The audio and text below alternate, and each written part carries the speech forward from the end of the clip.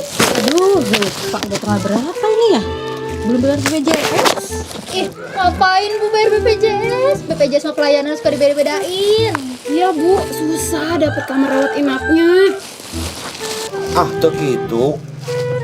Minggu lalu anak saya dirawat di RSUD Lewiliang khusus buntu pakai BPJS gratis, Bu. Ayo nama perawatna gelis-gelis. Pelayanan anak udah mantap. Udah sok hoak, Bu. Iya ibu-ibu, jangan termakan isu.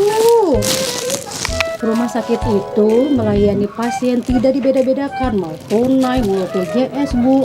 Jadi yakin, tidak ada diskriminasi, pasti dilayani. Gimana? Oh gitu. Ayo, gunakan BPJS. Jangan takut didiskriminasi. Pasti dilayani.